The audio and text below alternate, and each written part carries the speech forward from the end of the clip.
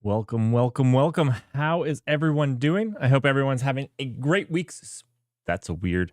That is not the right. That's the right. Yeah, I thought we'd do a half you. This way there's plenty of space on the screen for, nothing at all. How's everyone doing? I hope you're doing fantastic. And I hope you guys are ready to dig into some news.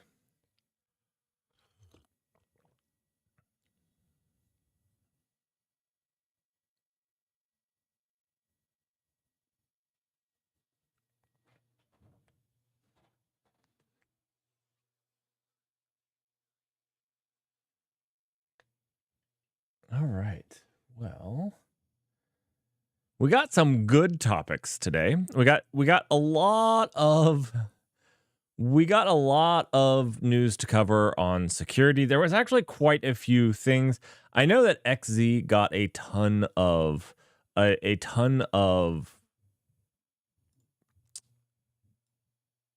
coverage, and we're going to cover it, of course. Although we did talk about it pretty in depth yesterday, I will obviously, as I am doing right now, bring it up, and we'll talk about it a little bit just to make sure everyone is aware of how to make sure that they're not vulnerable, what versions to look for, whatnot, and then we're going to move on to some other security topics that happened this week that I don't know got enough light of day because, maybe bigger things happened.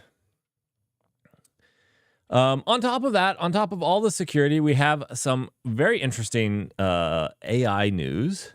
There's a little bit of interesting cloud news. And then we have a decent amount of open source news to also cover. So, batten down the hatches, get ready. We got some news to cover.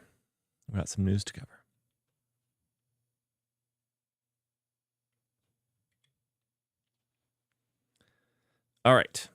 So we will start with XZ. What is that? Now, there is a new piece of information I didn't know yesterday, which I find pretty fascinating, pretty interesting. Let's put it pretty interesting. XZ is a backdoor that has had a lot of coverage because this was a long-term play. This wasn't somebody found a backdoor. This was a backdoor was added to XZ, and this backdoor was added over years. I believe it started back in 2021 with multiple accounts leveraged to basically social engineer this. The one interesting piece of information that I failed to tell you guys yesterday because I myself did not know at the time was that this backdoor, this code that was given was actually a binary code that was committed to the XZ platform. I didn't know this type of thing actually happens in Git. I didn't know people would commit binary code to a platform like that. This is one of the reasons it was more well hidden. And I honestly think you probably shouldn't be accepting binary code. Let's just be honest. I didn't realize that was an actual thing that happened. I didn't know that people do this. But it turns out that it is a thing and people do it. And we should probably put a stop to that practice altogether.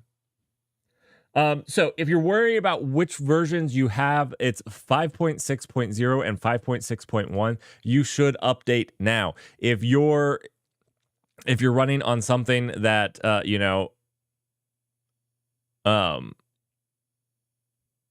has automatic updates or rolling updates, most places have already patched this or didn't include it. So a perfect example would be Arch, which has rolling updates, which if you've been keeping your system up to date, you're probably on this. Something like Ubuntu, though, probably you're not on this. So if you're on Ubuntu's long-term release, you're probably safe. But you can go ahead and check. You can just do XZ version, -- version, and check which version you're on, and see if you're on a vulnerable version. There's no telling if running XZ -- version is safe at this point, I guess, because you don't know what code is being run, because again, this hack is still being unveiled, but you got to validate. So update your system and then you can run it because you're probably on a newer version and not vulnerable. and then go ahead and validate that you're not on one of these two versions. All right. I'll give you guys this link to the Arch. It goes into it. How are you guys doing today? So I know that we talked about some of the downfalls that this is going to do, and some of it is stuff I've already harped on. Security in open source and your supply chain is top priority, and this was a supply chain attack. So we got to be cognizant of that. Now, there's some cool things in the pipeline to help you with that. Let's talk about OpenSSF. Scorecard info is now available in the dependency review action. So if you're using GitHub Actions, if you're using GitHub and you're doing code scanning, you now have a little bit extra level of security with the OpenSSF scorecard info in there.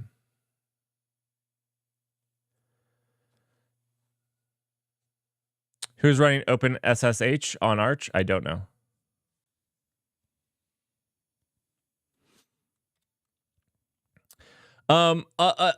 Another security topic that, you know what, we should talk about this one later. It's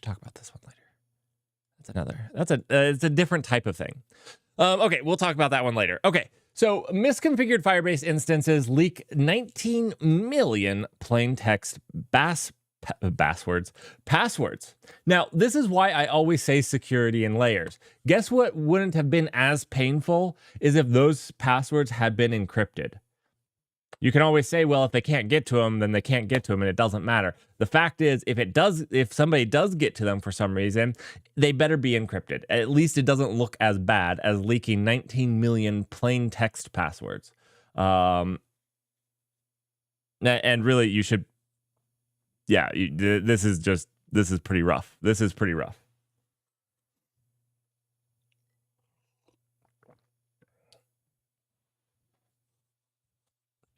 So, that's 19 million plain text password were exposed to the public internet because of a misconfigured Firebase. This is where configuration is. I feel like most of the hacks we're seeing nowadays are because of configuration, are because of misconfigure. Like a lot of the easy hacks nowadays are just misconfiguration. The buffer overflow that you're searching for, another hack that we're going to get into in a little bit, is so much harder than you can just be like, we'll just find somebody that's misconfigured it. Oh, well. All right. Going back to the top. This is a little drama. We're going to talk about, I'm sorry. Our dishwasher got clogged. And so I was a little late. We're going to talk about that a little late. So I didn't organize these as best as I should have. I usually have a order to the madness. So let's talk about how KDE advises extreme caution after theme wipes a Linux user's files. So KDE gives you the ability to like theme your Linux, because it's a desktop and it has more than i3 does. So it allows you to theme that. And a theme was actually able to wipe somebody's user files. So this is pretty terrifying. As far as I know, there is no fix at this point that they know of. It just basically ran rmrf on his home directory. As far as I know, there's no fix at this point that I know of. So if you're using Plasma, which I don't know who on this channel uses Plasma. I don't, but if you are and you're wanting to use a theme, you need to be very careful, is what they're calling for right now until there is a fix. Yeah, plain text passwords in 2024 seems sad. I agree, Russell. It's sad that your database got hacked. But the real tragedy, and this is why I always argue security in layers. Because somebody's going to make a mistake at some point. And when you make that mistake at some point, when you accidentally misconfigure that thing, when whatever it is, it's fine. Well, it's not fine. But if you have those layers of security, then yeah, Shrek it,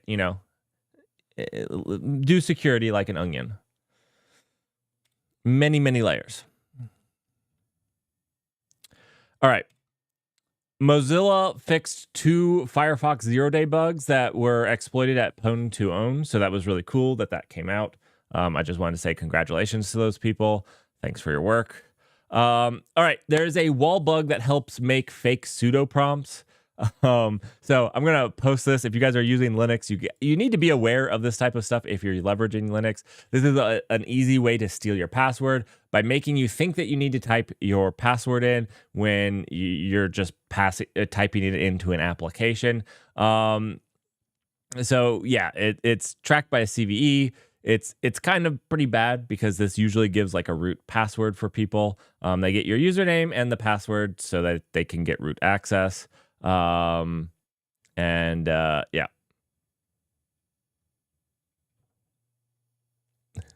It's been present in every version of the package for the last 11 years. So this is a vulnerability in the wall command of the util Linux package. So if you're using that, it's finally been patched after 11 years in version 2.4. So go ahead, patch, and double think before you type in your password to wall.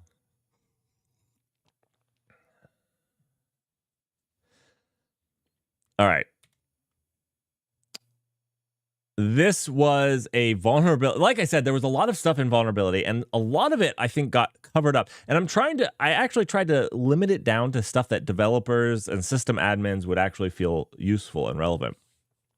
So there is a free after use vulnerability in the Linux kernel net filters. So basically allow you to elevate your privileges because of at how net filters is running on your system, what space they're running in. Basically, you can get privilege escalation via this and execute code. So it has a 7.8. It does require it's not a remote code execution, so it does require either somebody run bad code on the machine or to have physical access to it. But you could be a standard user and elevate your privileges to not standard, not a standard users. So it's something to be wary of, and make sure that you're updated again. Okay. This is kind of an age-old issue that happens to a lot of people. So I saw some people like slamming Apple, and I like to slam Apple, don't get me wrong. And this is actually something I said that they would have to deal with since they went with their own chips instead of making their own, leveraging a company that makes them. Is one of the things is you kind of fall into the same traps other chip companies have already solved. And what this happens is your processor predicts what bytes it needs. It actually, and this has happened for a long time, to speed up the processor, it predicts what memory it's going to have to go and retrieve. And basically you can trick that predicting. And I guess Apple's M2 is fairly easy to trick into predicting and grabbing sensitive information in a not secure way to give you that sensitive information. So hopefully it should be easy to patch. I don't know if there's a patch for it. I assume Apple is working on a patch for it. So that should be good. All right. So now we get into some of the drama. Some drama. The first thing, this is something I've been following. So if you're on Twitter, I know that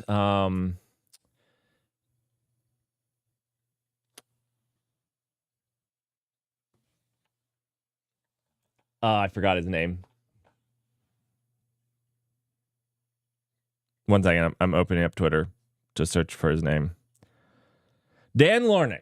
The CEO of ChainGuard, Dan Lornick, has been tweeting about this. So if you've been seeing that, you've probably seen some of the drama, but this did a really good job of Elon Musk. No, not Elon Musk. Dan Lornick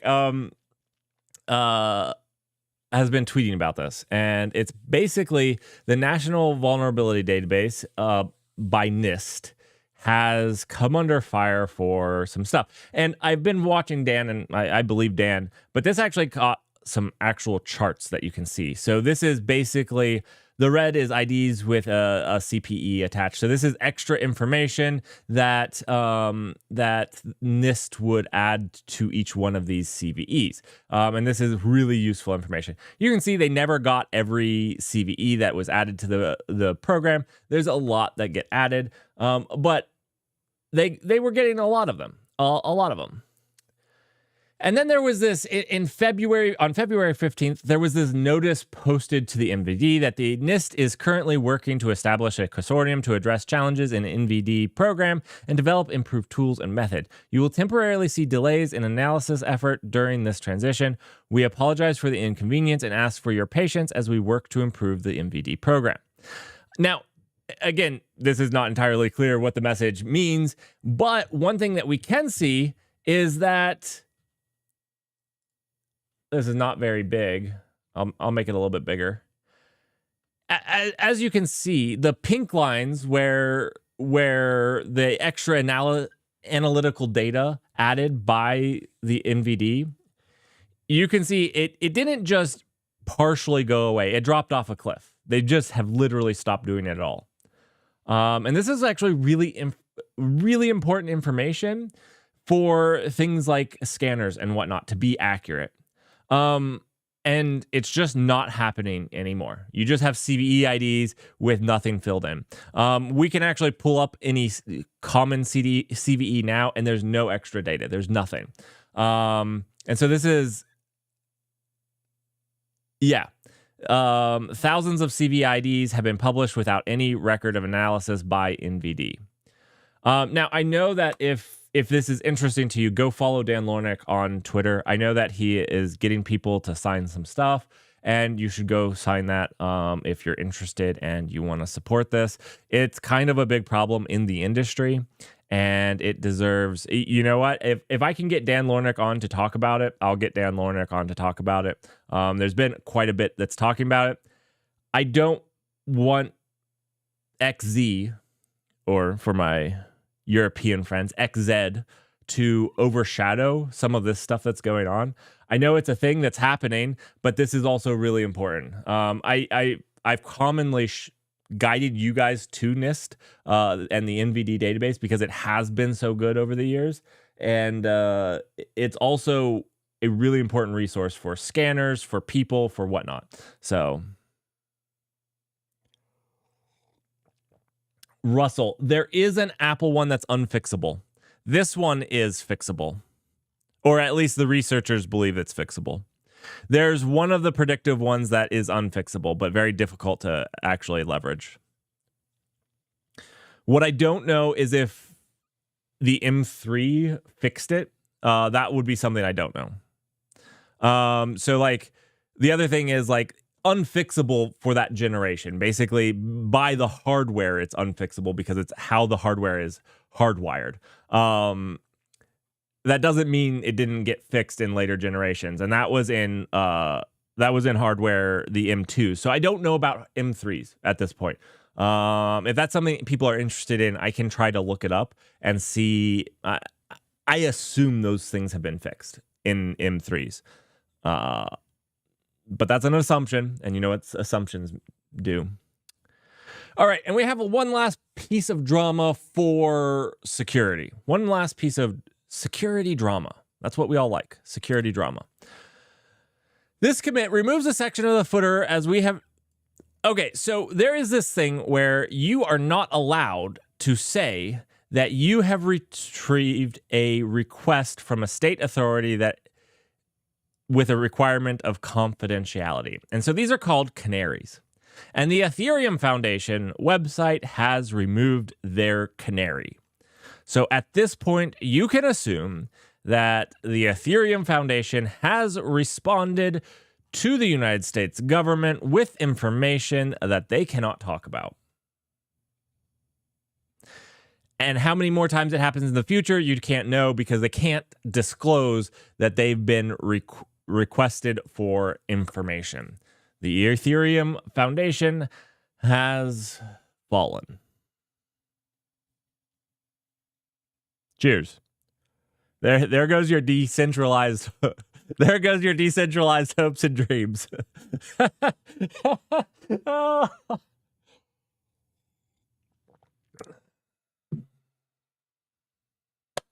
All right. That was it for security. Those were the things that XZ has completely overshadowed. Shadowed? Maybe overshadowed. Yeah.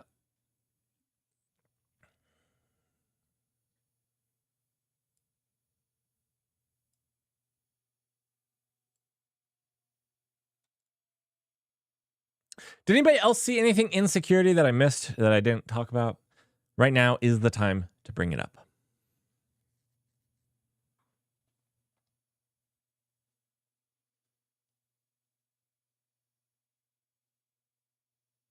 Hey, Cypher, while we're in this waiting plays, you gifted fantastic 10 community subs yesterday. I think right after the stream ended.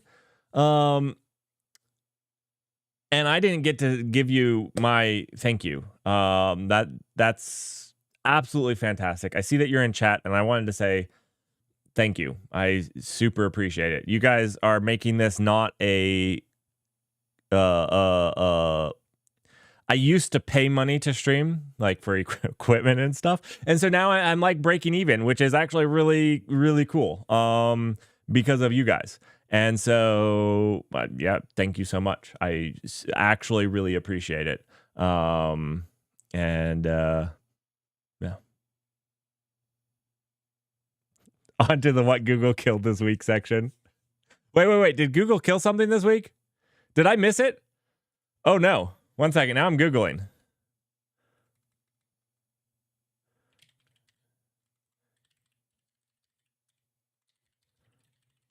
One second, I gotta Google this. Did I miss something?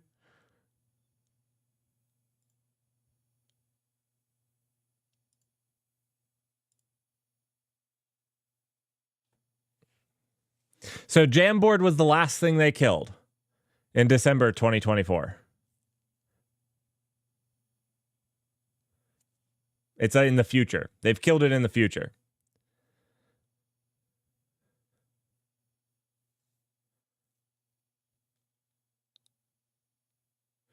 Oh, Google Podcast is getting... This was killed a while ago, but Google Podcast was killed. But, you know, that that was announced a while ago.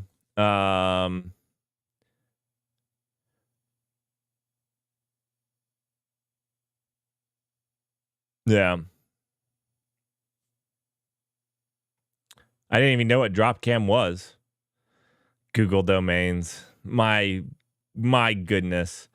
Okay. Well, let's get back to open source. We have some open source news to talk about. Some of this we've covered slightly during the week because it was important. But let's get into it. Redis adopts a dual source available license.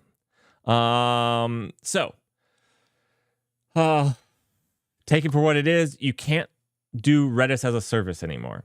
I honestly don't think that this the people that should be most offended and most upset about this are the people who donated their time to an open source project to make it better that weren't paid by Redis. Those, I think, should be the most offended people. If you're leveraging Redis right now as a piece of your infrastructure and not providing it as a service, you know, obviously seek your legal counsel. I'm not legal counsel, and this is not legal advice.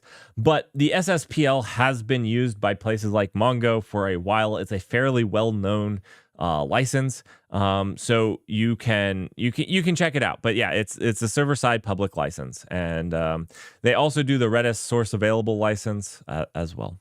So check it out, and make sure you understand the implications on you. Now, while we're talking about open source licensing, while we're talking about Redis, the Linux Foundation launches open source Valkey community. Now, I want to be clear. The Linux Foundation did not fork. I will repeat. The Linux Foundation did not fork Redis. The Linux Foundation is a foundation. They don't fork things. They don't do that. What they do is they support things that people did fork. So basically, there was a community that forked Redis, and the Linux Foundation adopted it. It's maybe a minor distinction. But the Linux Foundation did adopt Valkey. I'm going to put this here if you guys want to check that out. I'm super happy that this turned out not terrible in the naming convention. I was completely thinking they were going to call it borscht or, some other type of gross food that you don't want to really eat. Because that's kind of what they went with the last thing. And this is a startling thing. So in the last year, and I mean rolling year, I don't mean in 2024. In the last year, we have seen more companies change their license to a more restrictive one. Let's talk Grafana. Let's talk Redis. Let's talk, what was the one just before Redis that went to Tofu? Oh, HashiCorp. And I mean every project in HashiCorp. Everything in HashiCorp. And sadly, it's not stopping here. What do we have? Teleport also changed.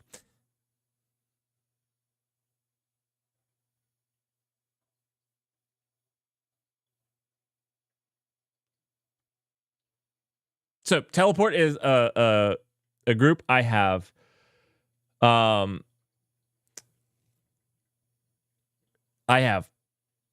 talked about, I really like in general, and with it has been the open source solution that you can use versus something like Tailscale.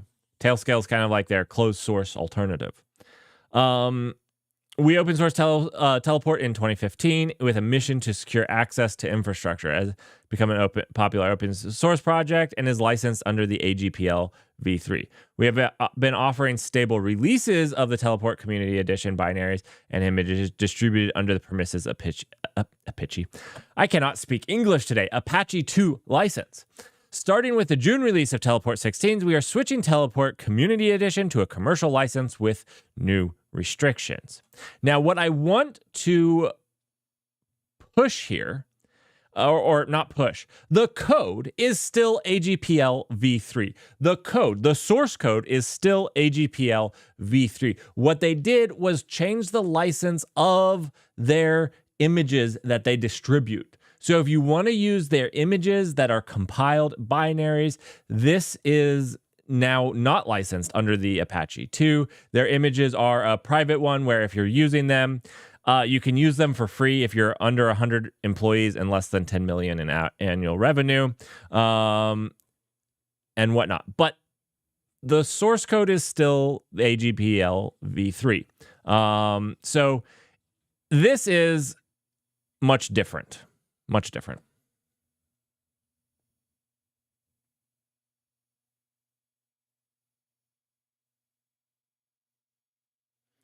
Head scale? I've not ever heard of head scale.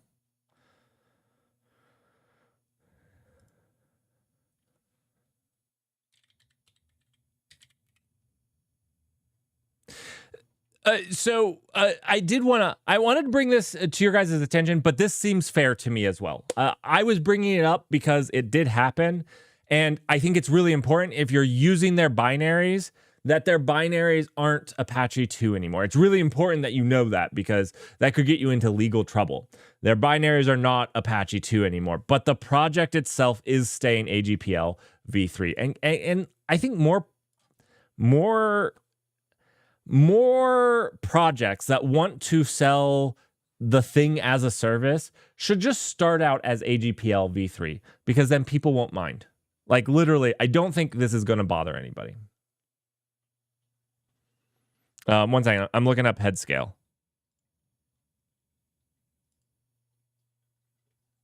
Is this just some random dude that did this? A open source self-hosted implementation of the Tailscale control server.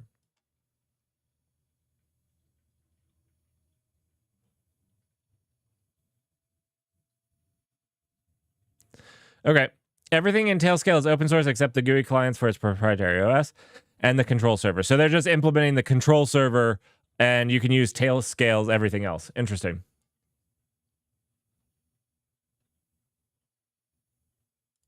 Oh, we're in an ad break, so that's why I'm just looking at this. We're ad break for anybody that's not having an ad. We can chat.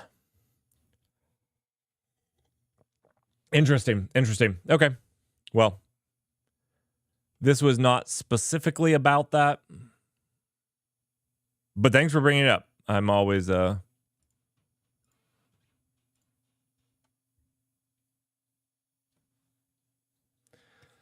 always interested in learning about new projects. I do really like Teleport. I think it's a pretty cool project.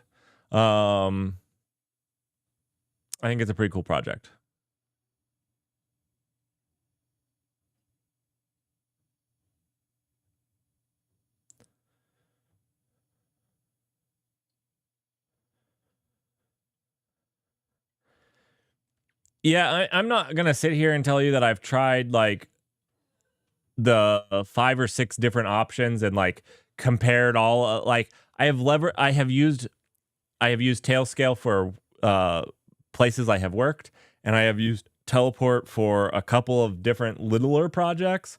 I've liked Tailscale.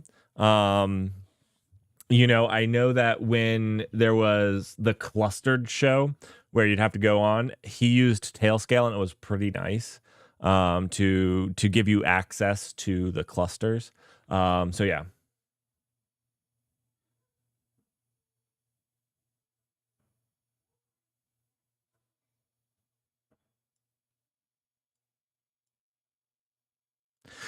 Yeah, Tailscale is nice. I do like Tailscale. Although I feel like Tailscale is kind of like the Datadog of like it's expensive. It's like Datadog of VPN.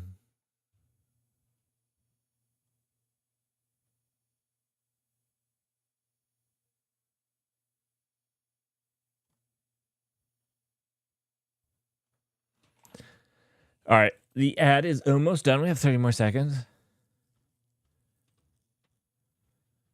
I was just looking over. Let me share my screen. I was just looking over this. How choosing a license for goat counter. I'll have to read this. European, the UPL. Not very widely known. Yeah, I didn't know about the UPL either.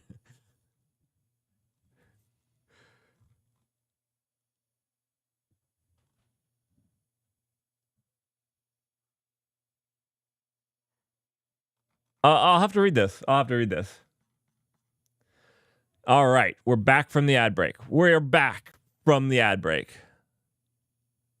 Thanks, everybody, for staying around through the ad. All right, so Teleport, as much as I know, cool project. If you'd like to check it out, the code is still under the AGPL. You just need to build your own images. That's if you want to use it under the AGPL license. So let's move on. The UPL sounds like a currency. I agree. I haven't seen it yet. I'll have to read that. If people are interested in reviewing it, we can review it together at the end of stream. It looked really well detailed. But yeah. All right, let's move on. The problem. What is this? Okay. 5 UPLs to the dollar. So we're in open source. The Bub has been talking about open source. I know that's about companies changing their open source license, but this is another part of open source where we discover new projects. And Cargo Auto Inherit seems really cool. This is actually a problem that we have suffered with our Twitch alerts, which I don't know. Did the titled Tom, you just followed, did you get an alert? Because I didn't have headphones on. I wasn't looking.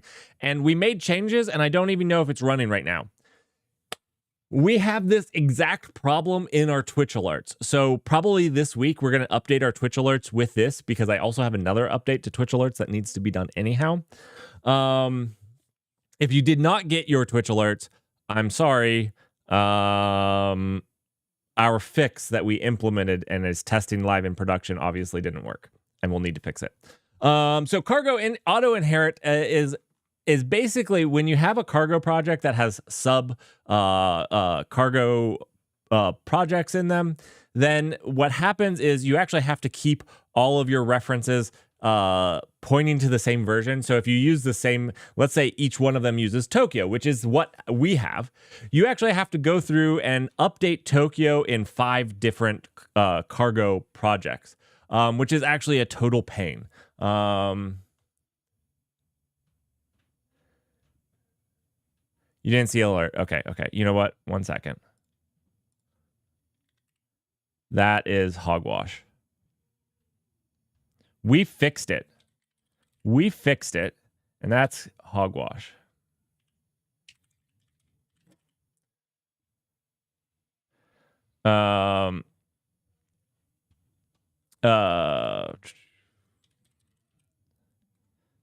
Should have done this through an ad break. If I had realized it was not there. Use context. K0S cluster. Yes, K.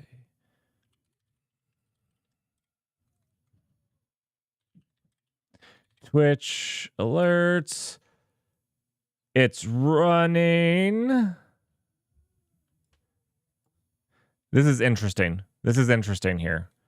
We have something weird going on here.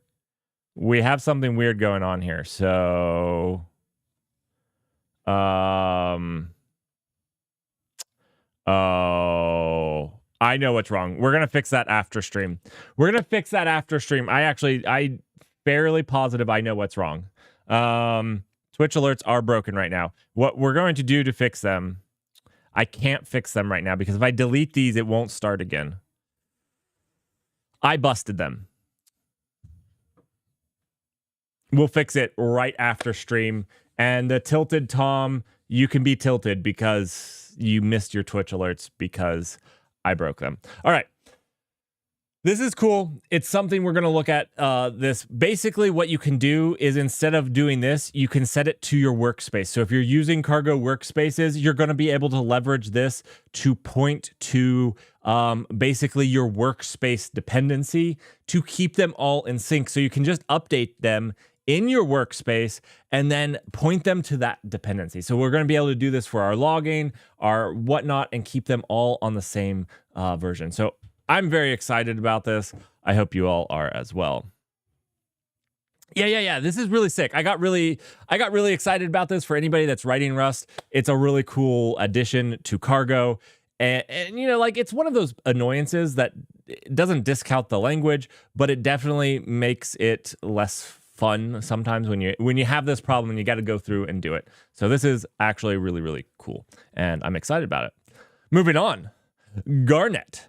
Garnet was released by the Microsoft research team that offers several unique benefits. So basically the goal of Garnet is to make your code faster. So that's the idea. Yeah. So the goal is to make your code faster when talking with Redis. And I'm sure that's also Valkey. If you're now using Valkey, this was kind of fun timing. But if you're using Valkey and you'd like to make wire protocol requests to it, you can now do that. So interesting timing.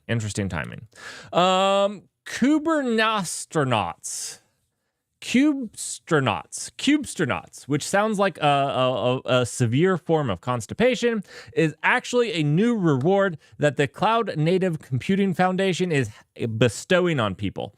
I think it should have been the admirals. I don't know why we're going with astronauts here.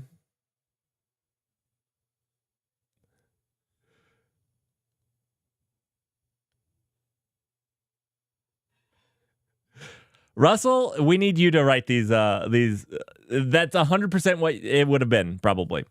All right.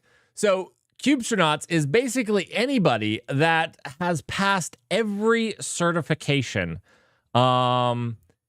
And all 5 certifications must be valid at the same time. So there's 5 certifications for Kubernetes.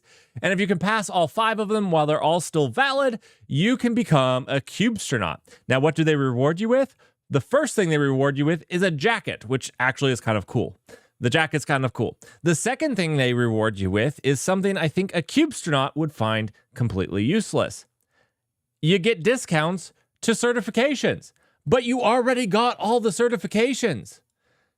So I find that the discounts to certifications seems a little underwhelming in this regard. They should have thought that through.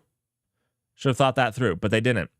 Anyways, I'm excited to meet a Cubstaut. If one of you becomes a Cubstaut, please let me know. We'll bring you online. That is actually, it's a really cool thing that you achieved. Honestly, if you get all of these, you got quite a bit of stuff done, and that's awesome. I'd love to talk to you.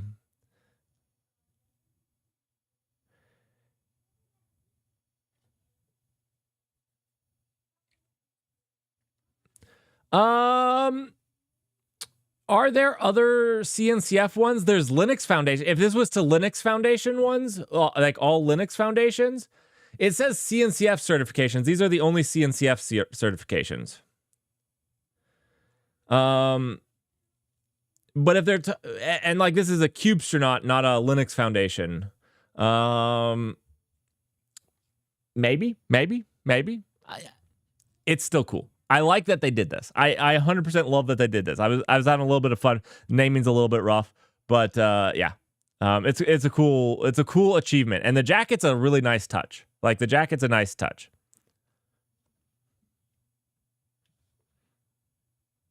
Istio's part of that? Oh.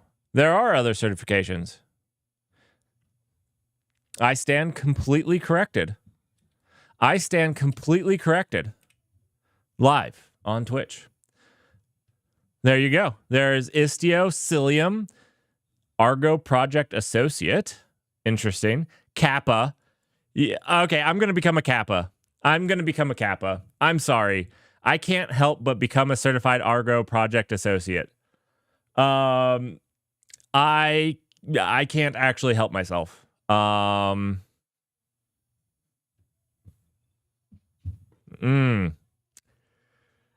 Twitch is strong in this one. How valuable are these? I don't know. I can do a stream on my thoughts on how valuable they are. TLDR, I've never met somebody with a certification that the certification was the reason I hired them. Now, there are amazingly brilliant people that have some of these certifications, but the certification was never the thing that made me think that these people were brilliant. But if you're in a neck-to-neck, one brilliant person versus another brilliant person, and this brilliant person has the KCNA, well, maybe that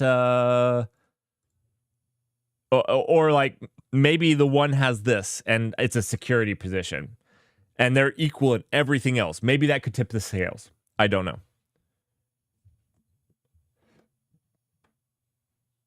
We will wish you luck.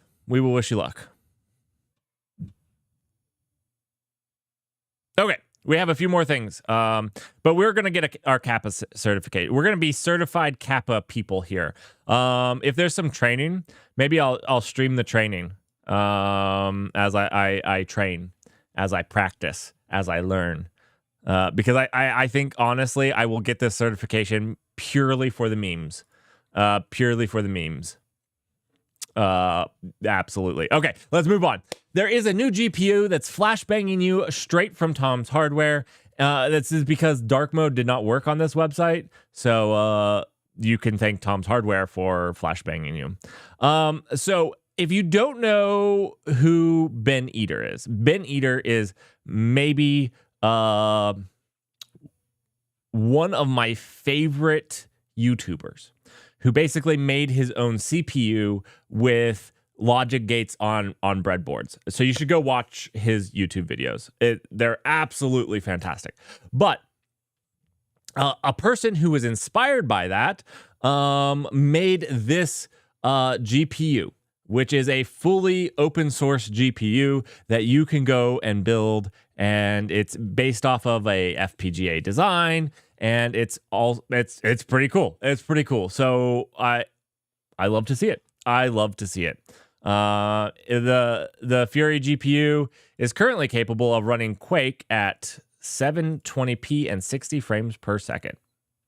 Pretty cool, and a pretty cool learning experience. So go check it out.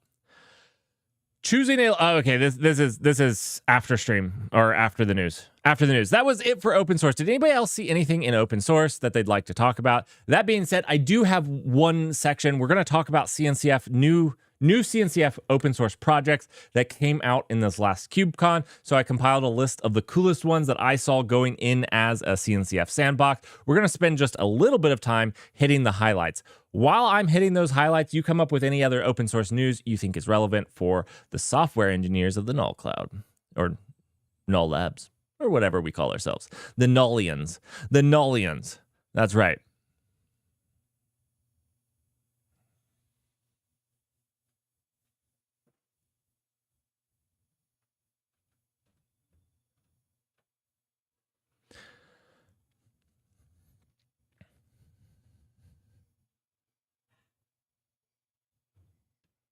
All right, so the coolest things I saw. This is something I actually tweeted at, one second, I gotta look up his name because I'm good like that. Darren Shepard.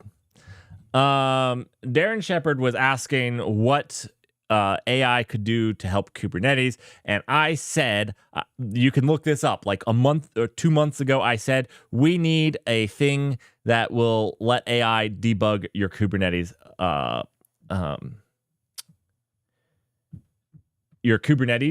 system, and somebody must have listened to me.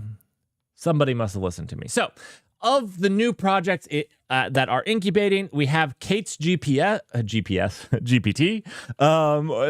your guide to finding your way in Kubernetes, the Kubernetes superpower. So basically, this is a tool that allows you to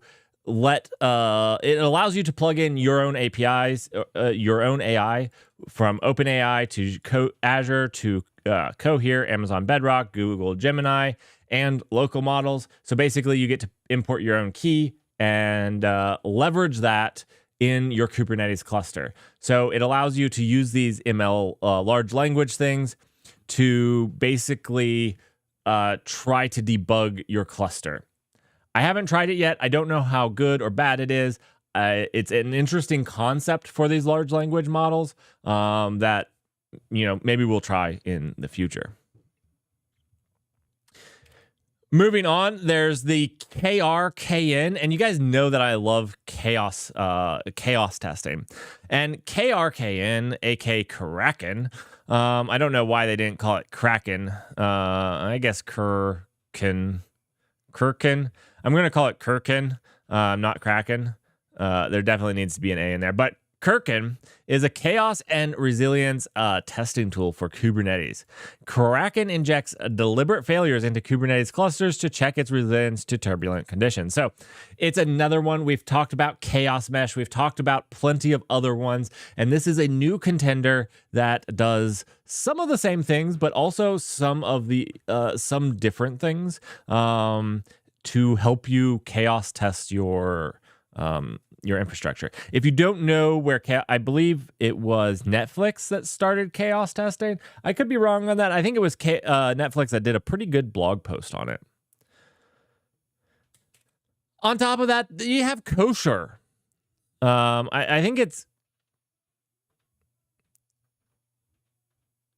Kosar. Yeah, Kosar. Kosar is an efficient container runtime that provides cloud-native all-scenario container solutions. I don't know what this means. All scenario container solutions. Like, I can think of some scenarios. So I don't know if you've containerized scenarioed what I have. But by supporting multiple sandbox technologies, it's written in Rust. One of the first CNCF adopted sandbox projects written in Rust. It's coming to Kubernetes. Rust is taking over.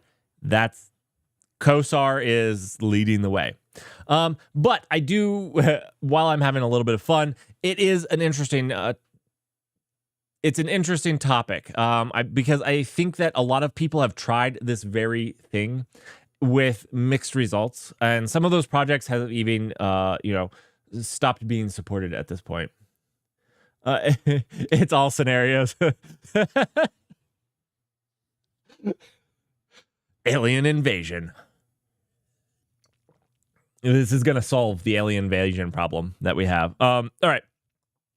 Provides an optimized framework for accelerating container startup, reduced unnecessary overhead. So its goal is to be very efficient, as well as supporting multiple sandbox technologies, which I think this is important because there have been people that have tried this and they just haven't worked out for one reason or another. And so I'm interested to see if they've actually handled this. So when they say multiple sandbox technologies, a sandbox is a VM, is a container, is a whatnot. So they support Run C. They support Quark. They don't support gvisor just yet, but that's going in. They look to support Wasm. They look to support micro VMs. Firecracker planned in 2024. I actually wonder why. Like, these aren't micro VMs. These are VMs. These are like full-fledged, slap you in the face VMs that are there to consume all of your memory, and all of your cores belong to them. These are micro VMs. I don't know why they didn't start with Firecracker. I think it's like maybe the most prevalent. Prevalent's definitely the word, not pervasive, but prevalent one of the thing. But it's planned, and I'm super excited about this. So this is probably the biggest one that I'm excited about because I've seen this attempted and I've seen it not work out. And I'm looking for it. You might be asking why. Well, there are reasons, and this is a video I need to make about the null cloud, why we can't just run C. Right now we're doing gvisor, but I would actually love to do micro VMs, actually. I would love to do micro VMs. So right now the null cloud leverages gvisor because you can't just run C for security reasons when you're running other people's untrusted code. So it's really important, really important. Do I have a link for this? Yes, I do.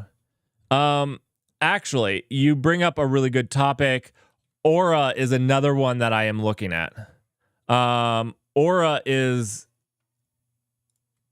this.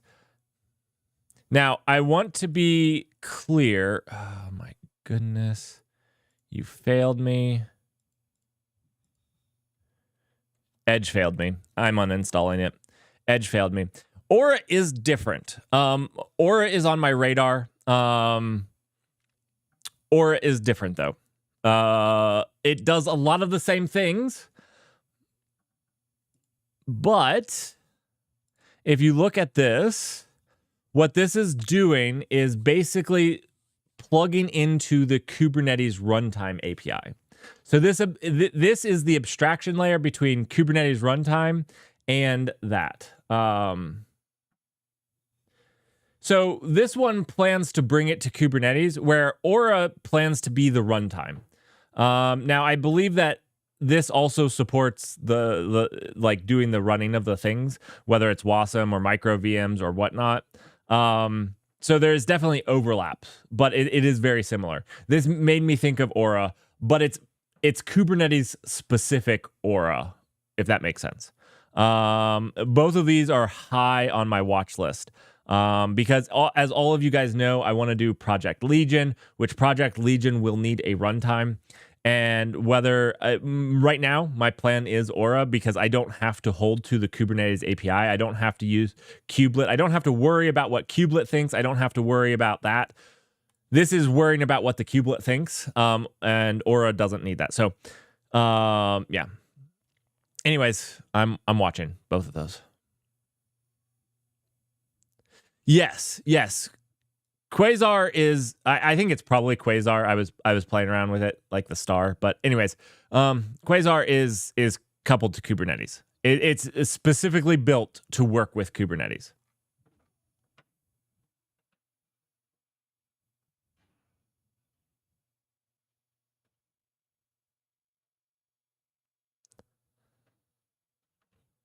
All scenarios that use okay. To be clear, I don't think you have to use it with K8s.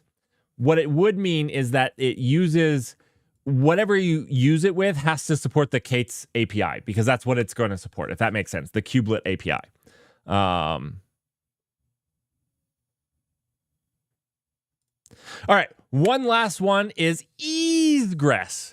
Egress is going to make gressing easy. Okay, so I'm sorry, I'm having fun with these. Egress is a cloud-native traffic orchestration system designed for high availability, traffic orchestration, high performance, observability, all of the good stuff. So if you're looking for Egress, you can gress on the ease with Egress. That didn't actually come out as I meant for it to. Anyways, this is a new project that's looking to help you with your traffic orchestration. There's a lot of projects out there that can do, there's a lot of overlaps with this that you can do, like you can do a lot of this stuff with Istio, but this looks to be a much easier way to do some of those high level things and allow you to filter and control really easily without some of the complexity. So it's interesting. This was not everything that was accepted into Sandbox. That's it for me for the new projects. These were just the things that I saw that looked really interesting. I recommend you check them out. There was actually quite a few. The CNCF has a tendency of accepting a lot of things. I put it nicely. You're welcome, Cypher. I try to bring up things. If you guys have projects, I don't just do Kubernetes, like I showed the Rust thing. If you guys find interesting things, and they might not even be new, let's throw them in. Put them in. We have a news channel. Put them in the news. Let me know that they exist. I don't see everything.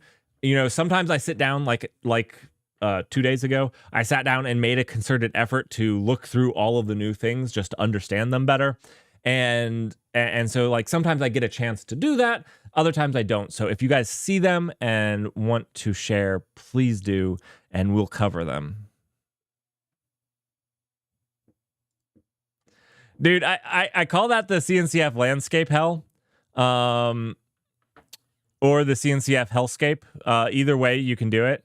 It is this HTTPS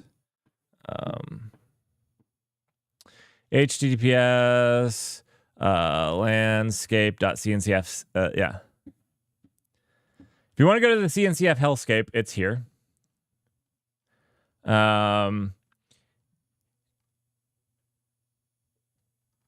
Yep. And there's a bunch of ways that you can sort through them and filter. So if you're wanting to, so like what I did was I just looked at the new sandboxes. So I clicked on sandbox, and you can also filter by like whatnot. And this is going to give you everything that's in sandbox. Now, part of it, you can't filter out like what's new to sandbox, but this is what's in sandbox. And I went through and I looked through stuff that I didn't see last year. For what's in here, and then I clicked on each one of these. You can click on them, and you can go to its orchestration and management, and you can click on their repository from here and get their repository.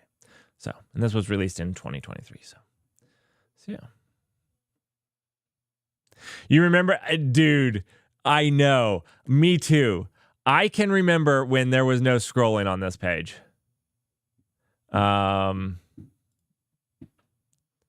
Let's reset this. This is tiny, and they're still scrolling. They're still scrolling. This is a 2K monitor at 100%, no scaling. It's a lot. It's a lot. That's why I call it the hellscape page. You're like, oh, I want to do I want to do service mesh. Oh, bother. Oh, bother. What does each one of these do? You know what we need to do? We need to do a definitive guide for the CNCF landscape. I think that some people just need to be like, hey, if you're going to do service mesh, use this. Don't try other things. Like, don't worry about it. Just here, use this, and it will be fine unless if you have a special case. Like, if you're just trying to do a thing and you want, and you want a whatever. I think that needs to be done because I think this is daunting. I think this is daunting to people. All right. I mean, it's daunting to me. It's daunting to me.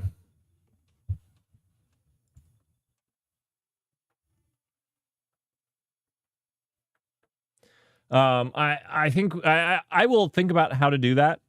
I think I need feedback from you all. I would need help doing it. I wouldn't be able to do it. I'll see if raw code might help me as well. See if I can't get some people to collaborate on doing that. Because it's such a large space, it would be hard for me. I could give you my thoughts on some of the areas, and some of the other areas I'm not a super expert on. So I'll probably, that will be a work in progress.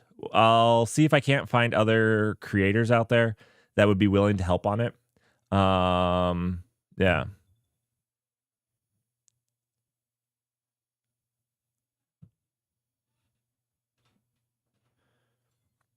Yeah. It's a fantastic place to start researching. If you want Ingress, if you want networking solutions, it's a great place to go, and they have it in the sections, and there's ways to filter and whatnot. And it's a fantastic place to start. 100%. You're right, Russell. Sort by popularity button. All right, let's get through the news. We have an article to read, and I have a dinner to make it to eventually. All right, let's talk AI. Now, remember, every single section we cover, you're more than welcome to bring your own topics, your own things. If you find something that you think I'm going to miss, because I'm not always in the nitty gritty. So if there's a vulnerability in GCP that's off to the side in this one thing, I might not see it unless if it's really big news.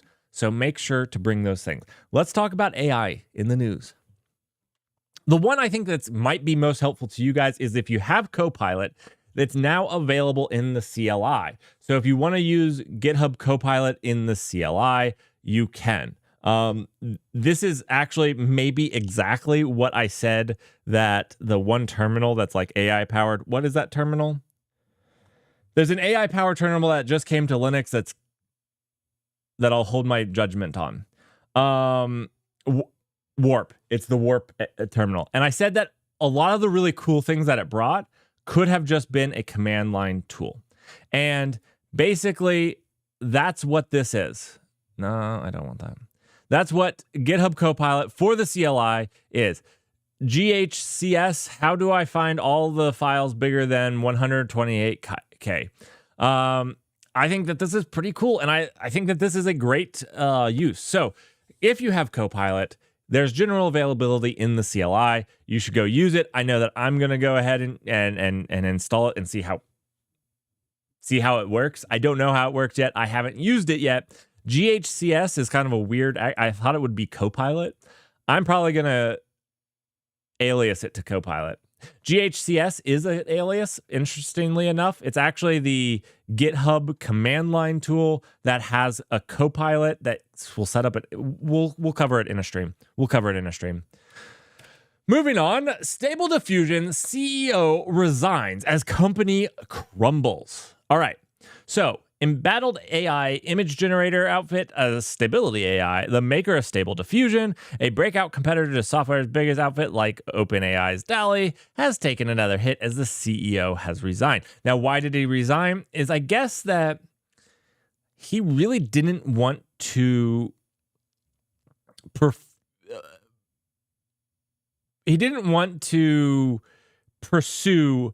He wants blockchain AI. Okay, he's next leveling it. Web 6 is real, and that's blockchain AI.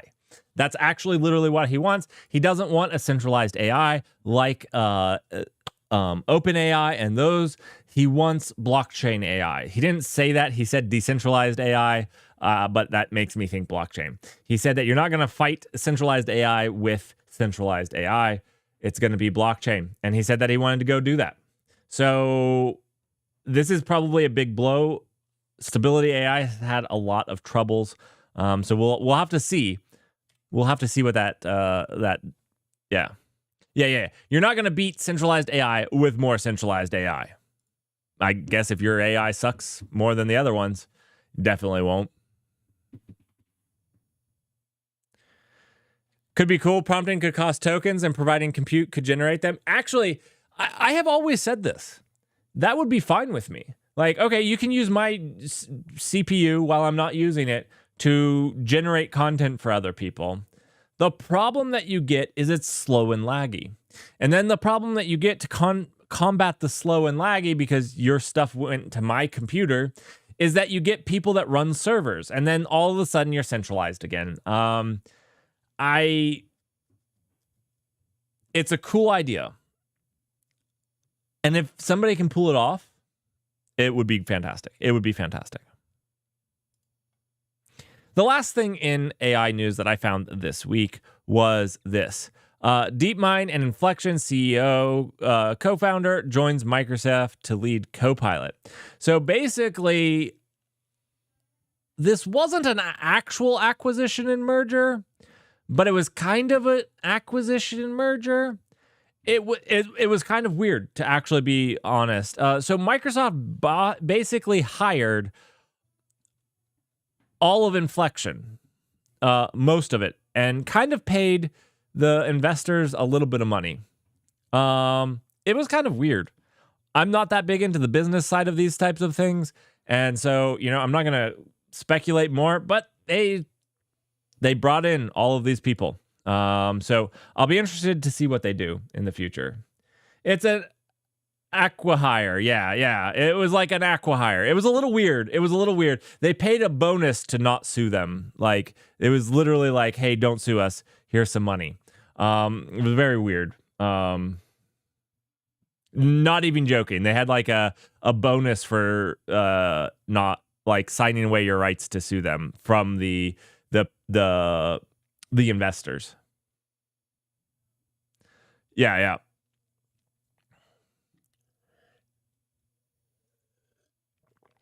The company was in serious financial difficulties, at least from what I can tell, because basically they've been around for 2 years, and the investors are getting a 1.1 return.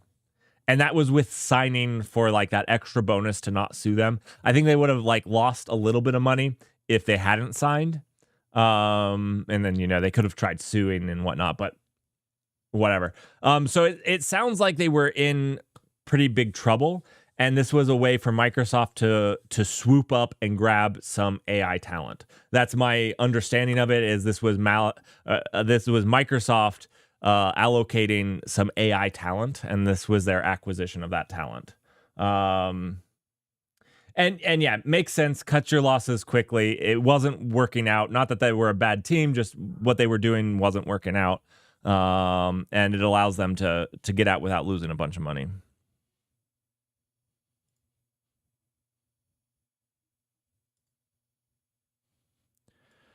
All right.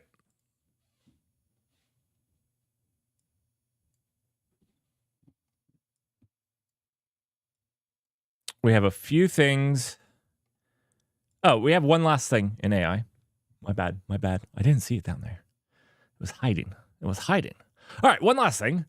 Harvey launches AI-powered professional service platform on Microsoft Azure. Now, I don't know exactly what this is, but deploying on Microsoft Azure is a key milestone for Harvey. The collaboration allows us to use Azure's robust cloud capabilities to enhance Harvey's vision, making it more powerful and accessible to businesses across the world. I don't know if this means anything to us. I was just bringing it up. I don't know what Harvey is. But yeah, I figured I'd bring it up since it takes like 5 seconds. Let's move on then to cloud news. There wasn't a whole lot of cloud news, so I'm going to keep it really simple, really short, and to the point. We had a couple things from GCP and a TeamCity thing. Other than that, Azure's news was already all covered in their ML stuff that was happening previously. If you're talking about Azure proper, there was like the standard stuff that you're going to see. I didn't see anything major in Azure at all. So other than, again, like the AI and ML stuff that they did, as well as the open source stuff that they released. So we're not going to cover it any further. The first piece of cloud news that we're going to cover, though, is from TeamCity. All right. Now, I don't know if you guys know what TeamCity is, but TeamCity is from the people of JetBrains. And TeamCity has been their CI/CD thing, and they came out with a brand new thing around TeamCity.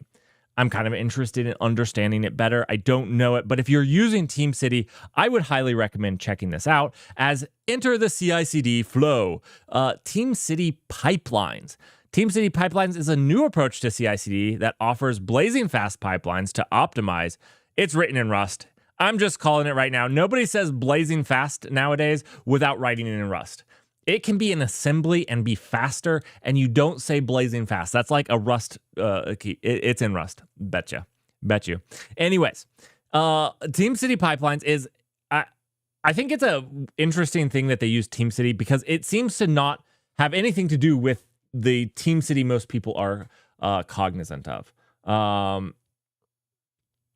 they're a Kotlin house. Well, it doesn't seem to be built on TeamCity at all. It's like their TeamCity version 2.0, effectively. And so, yeah, this is like their new take on it. Now, it has some cool things like a visual versus YAML where like you can actually see some of the stuff for like the steps and things that happen that I really, really like. That kind of helps bring you out of that YAML hell as you're trying to read it.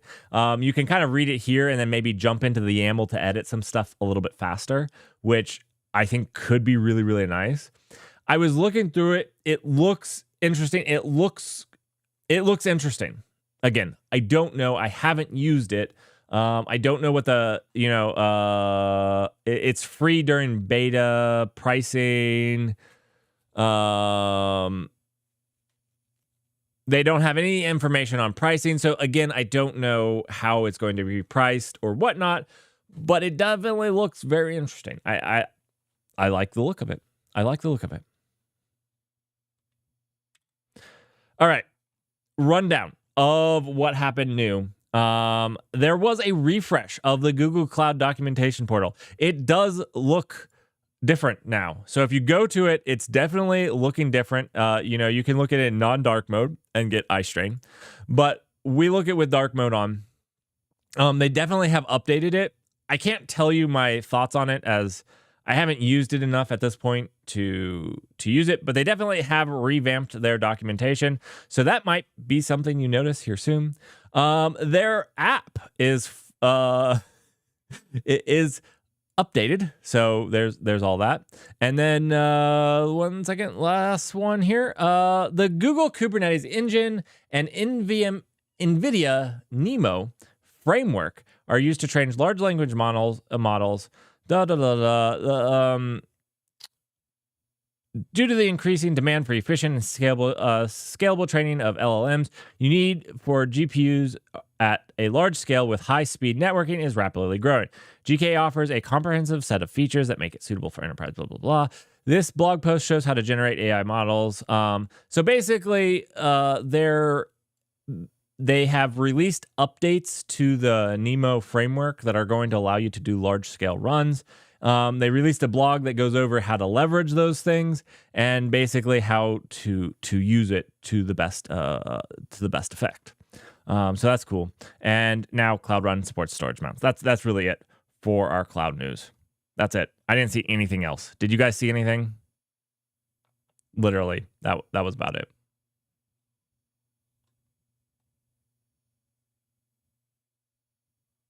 Google's Project IDX has it has? Let me pull that up. I did not see that. My bad.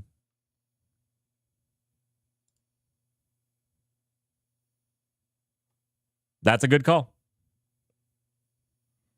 Use it while it's free compute. Russell, I like how you think. All right, let's see that. Introducing Project IDX. If you guys don't know what Project IDX is here, IDX is an experimental initiative armed at bringing your entire full stack multi-platform app development workflow to the cloud. Now, we have seen this over the years from Xamarin. Who here knows what Xamarin is? Type 1 in the chat if you know what Xamarin was.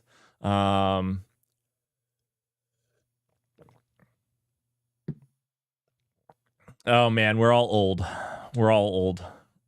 Okay. But we've seen oh, Grey Hatter, you don't know what Xamarin is? We have some young blood here. Good. We have seen quite a few of them. Now, this isn't exactly a take on Xamarin or Flutter. Flutter is another project that does this. But Project IDX is trying to take that all to the cloud. Now, this feels a lot like TeamCity code spaces, or not TeamCity. What's their name? JetBrains code spaces. It feels a lot like those, where your entire development workflow is in a cloud. So basically, you can log into it with a browser from any computer. I've seen a lot of takes on this where people try to do this. None of them have taken off really well as far as I've seen. But yeah, this is a new take on it. So maybe they figured out that secret sauce that's going to bring all of that together. All the people that know Xamarin are the stupid ones. Good take. It's a good take. Solid take, Russell. Oh,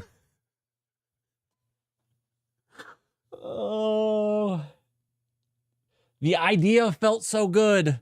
The actual execution felt so bad. The actual execution felt so bad. So yeah, I don't know. We should do IDX if it's open. Let me actually click on this, make sure I don't leak anything. I'm gonna click on this really quickly. Join waitlist. I clicked join waitlist, so I'm on the waitlist now. When I am able to do this, we'll do a stream. We'll do an IDX stream. We'll just... I already clicked join the waitlist. Oh, wait. I guess I didn't join the full waitlist. One second. Cone of silence. I'll join the waitlist. And...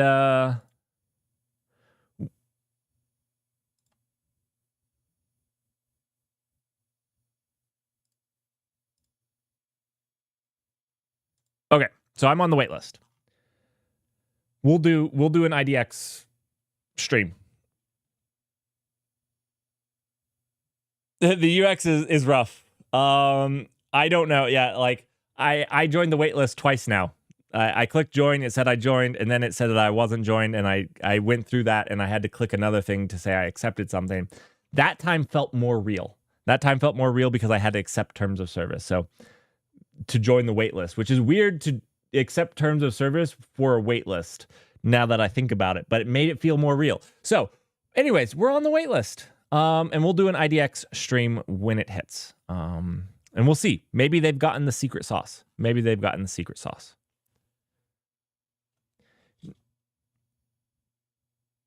But the fancy flappy panel is kind of cool. I agree with that. I agree. All right, I was going to read this, choosing a license for goat counter. I'm going to do this on another stream. I think that I need to get better about doing some spontaneous short streams early in the morning. Up till like 11 o'clock my time, I can do some of those. And I need to do some where, like, I have like an hour and a half of content to cover. Because what I find is I don't have enough time on Sundays. I want to try to keep the Sundays short and sweet. We have an Easter dinner that I have to go to in 15 minutes, so I just cannot do it because this went for a little bit of time. And so then I end up missing getting to react to these, which would be some good content for my YouTube videos or my YouTube null bytes. And I'd like to do those to try, to do what I can. And this one's actually interesting because I know that we've talked about licenses before, whether it's AGPL3 and whatnot. And this person seems to have done a lot of really good research on all of the different ones, even ones I didn't know, like GPL, sure, AGPL, the CPAL. I didn't know about CPAL. I don't know much about this. Knew about this one.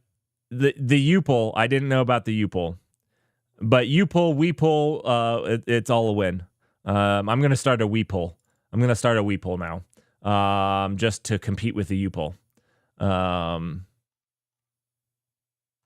Anyway, so I want to read this because it looks like he did a lot of good research, and we can dive into it as we're looking through it in the future. That's a good one. So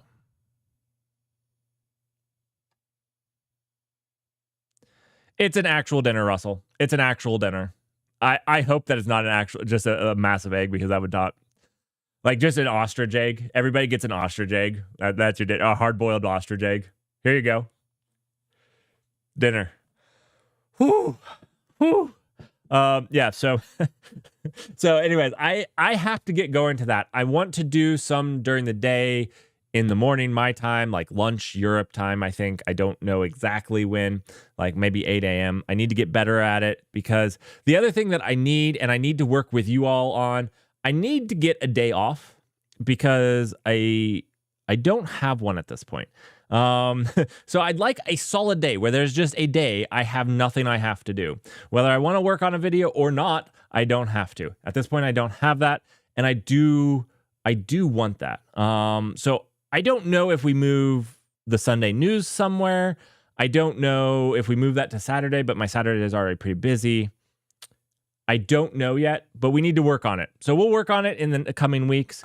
Yeah, one of the last things that I want to tell you guys, I do believe we're on for the 19th. We're going to do April 19th, a full, probably 12-hour stream that is going to be super educational. I'm interviewing people on vector databases, on database indexing, some pretty cool stuff, like bleeding edge database indexing technology stuff. So watch my database indexing videos before we jump into that, just so that you know a little bit. I'm actually going to get to interview the founder of the company I work with. Srini's a great guy. Going to talk to him for a little bit. So it's going to be a really educational stream. Then we're going to build a vector database machine learning application. So a guy I know and been talking to, we're going to sit there and we're going to spend 4 hours and see if we can't do something interesting in 4 hours. So I think we're going to have a bunch of fun with it. I think it should be really educational. Yeah, so I just want to, if you guys can join, that would mean a lot to me. I'm putting a lot of work, into making that happen. So,